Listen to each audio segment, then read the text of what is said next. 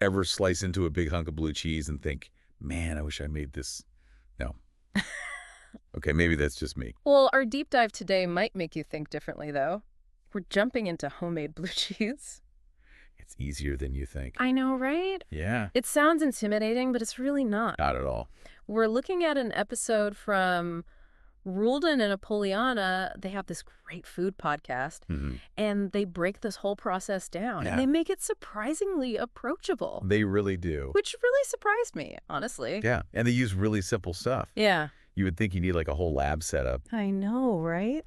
But no, it's really basic kitchen stuff. It's really inspiring. Yeah. Makes you want to try it, you know? It does. It really does. So where do they even begin with something like this? One of the things that's so cool about how they explain it is they really emphasize the why behind each step. Okay. So like heating the milk, they're very specific, right? It needs to be between 35 and 36 degrees Celsius. Okay. And they explain it's not just about getting it warm. It's about making the perfect environment for the cultures to activate. It's like waking up those little cheese fairies. Exactly.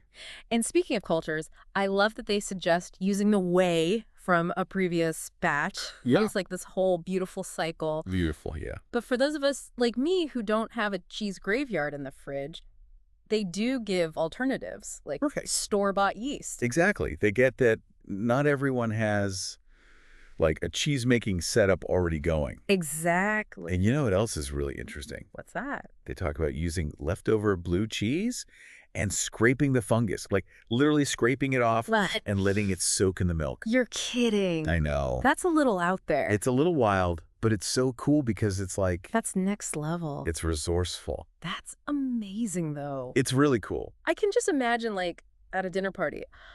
Oh, this blue cheese. Yeah, it started with some reclaimed fungus. That's what I love about this deep dive. Yeah. It's full of these like unexpected moments. Yes. And they really emphasize that cheese making is all about embracing the unexpected too. It's a process. It is. So we've got our warm milk, slightly concerning but intriguing cultures. Right? What's the next step in this odyssey? Okay, so this is where you need a little patience. Okay. They add a coagulant, which helps to thicken the milk and create the curds. Okay. And they describe the ideal curd texture as porcelain-like. Porcelain-like. I know, right? What does that even mean? They clarify that it should be smooth, hold its shape, but not be rubbery. Okay. A little bit of give like porcelain, you know. Got it. And they even say it should look half white after you strain it. Half white. So not totally clear. Right. What's the science behind that? Moisture control. Okay. It shows you that the curds have lost enough moisture, but not too much, Wow. which is super important for that final texture. It's amazing how these little details play such a big role. So we've got these perfectly textured curds. Now what? Then they get transferred into a mold. Okay. They literally just use a pan, again, keeping it simple. I love that. And then more patience.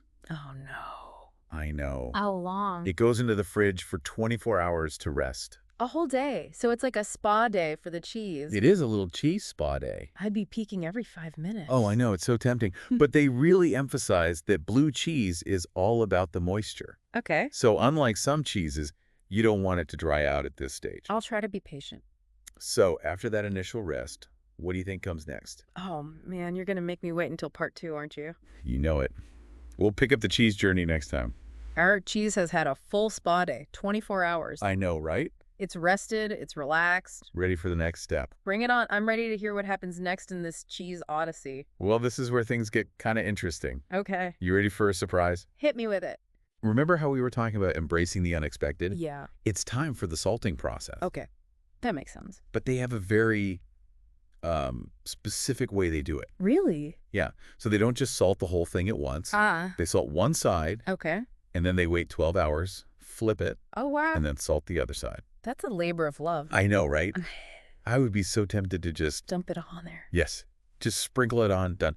But they explain it's all about making sure that that salt is evenly distributed Okay. throughout the cheese Makes sense. and that it helps draw out that excess moisture. Oh. So you don't get any funky mold growing in there that you don't want. It's a good point. So much thought goes into this. Right. It's incredible. So it's been salted. Has it had time to, like, relax again? What happens next? They do give it a little bit of they give it a wash, a little bath Okay. with some filtered water. let it air dry for a bit. So it's been salted, it's been washed. We're really pampering this cheese. I know, right? Mm-hmm. It's like a little spa day for the cheese. Okay, what's next? This is where things get really interesting, and we get to those beautiful blue veins that we see in the cheese. Okay. So it goes back in the mold, but first Yeah. gets a little surgery. Surgery? Are you serious? I know, right? What do they do? Take it to the vet. Okay, not actual surgery, Okay. but they poke holes all over the cheese Why? with, get this, a BBQ skewer. You're kidding me? I know, a BBQ skewer. It sounds crazy, right? That's wild. Okay. It's so funny because you read that and you're like, what are they talking about? Yeah. But they explain that these little holes actually create air pockets in the cheese, Right. which allows the penicillium. Remember that from earlier? Oh, yeah, the fungus. Exactly. Yeah. It allows it to breathe. Okay. So it can grow and create those veins in the cheese. That makes sense. It's so cool. So it's like we're creating a little ecosystem inside the cheese. Exactly. And we're helping it along with a BBQ skewer. That's amazing. And this is where the waiting game truly begins. Oh no, how long are we talking? All right, so after this, it needs to age in the fridge for another 10 to 15 days. Okay, so 2 weeks-ish. Yeah, you want to flip it every day Okay. to make sure that moisture in the air is going all around. And then can we eat it? And then they recommend aging it for another 15 days. Oh my gosh. I know, right? More patience required. More patience. This time, it gets wrapped in aluminum foil. Okay. And you still flip it every day. Okay. A whole month. I know. Hey, It's a process. it really is. But they say it's worth it. Okay, so it better be good. Oh, they describe it as soft and moist, Okay. practically melting in your mouth. I like the sound of that.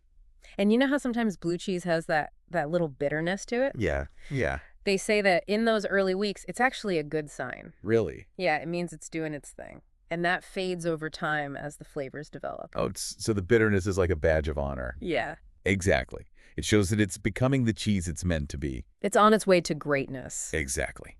And speaking of greatness, when we come back, we're going to dive into those final stages of the cheese. Okay. The flavor development, Yeah. what to expect when you finally get to taste this creation. All right, cheese lovers, we are back. And so is our cheese. It's been salted, poked, wrapped up like a little cheese burrito. I know, right? It's been through a lot, It has. but it's been aging patiently. Yes. What happens now? We're in the final stretch, right? Almost.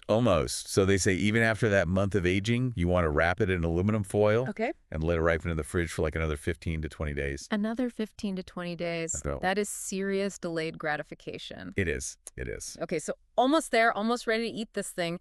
Anything else we need to know for this final stages? They do have one word of caution, especially if you're using raw milk. Okay. Make sure you're getting it from a reputable source or just boil it first. Right. Safety first. Yes, absolutely. Can't emphasize that enough, especially when you're making your own cheese. Exactly. I have to imagine for people listening who are maybe feeling a little overwhelmed, Yeah. because it is a long process, what do Roolden and Apoliana say to encourage people who maybe their first batch isn't perfect? What if it's a total flop? Well, that's what I like about their whole approach is it's really about embracing the learning process. Yeah.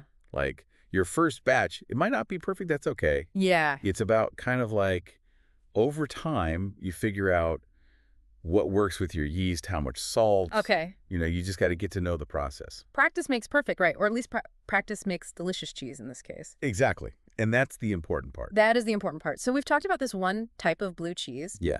but, it does get you thinking, what if you used a different kind of milk? Oh, yeah. What if you got crazy and did like a goat milk blue cheese? Or what if you added like herbs Oh, or spices during the aging process? yeah, that's a good idea. Oh, the possibilities. You know what? This has been so fun. This is a good one. It's really demystified this whole thing. I know, right? Making blue cheese? It doesn't have to be this big, scary thing. No. With a little patience and guidance, anyone can do it. Exactly. So there you have it, folks. We dove deep, explored the ins and outs, the literal ups and downs of making blue cheese. All the twists and turns. Maybe even inspired some of you to try it out at home. That's what we like to see. Until next time, happy cheese making, everyone. Ever wonder what goes into crafting the perfect wheel of cheese? I gotta admit, I have a weakness for a good cheese plate. This is the deep dive, and we're about to get cheesy. Oh, I like where this is going. We're taking a bite out of a podcast about artisanal cheese making. exploring a world of flavor, tradition, and Well, funk. you said it.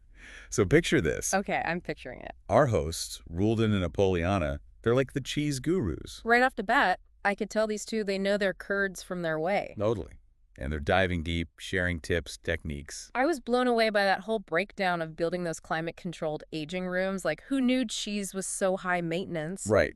It's a science. But then they'll drop this phrase like, Geotrichum candidum, and I'm like, Lost me at Geo, to be honest. same here.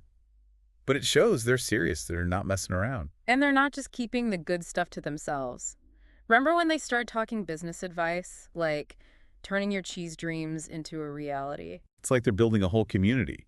Stay tuned, they keep saying. Next episode we'll cover. Or check out our ebook. Smart move. Hook them with the cheese, then reel them in with the business savvy. Exactly. And you can hear it in their voices, right? Yeah. That passion. Mm. Like when Roolden described a perfectly aged cheese, he said it was like witnessing a sunset inside a cave. Okay, that's a little dramatic, but I get it. But it got me thinking, this snippet, it's about way more than just cheese. Oh, absolutely. It's about entrepreneurship, community, even that whole idea of mastering a craft, taking something from basic to an art form. Which makes you wonder, what makes cheesemaking an art anyway? Good question. Is it the process, the tradition, the intuition that comes with experience? And how do you balance that artistic side with, like, the business of cheese? Because let's be real, passion doesn't always pay the bills. Yeah. Figuring out how to market your product, build a customer base, Especially in a world flooded with, mass-produced everything. makes you appreciate that handcrafted cheese even more, doesn't it? Big time. Suddenly, that fancy cheese board feels less like an indulgence and more like, well, A tribute to dedication, to craftsmanship. it makes you think, what if we all approached our work, our passions, with that same level of artistry? Now that's something to chew on. This has been the Deep Dive. Stay cheesy, everyone.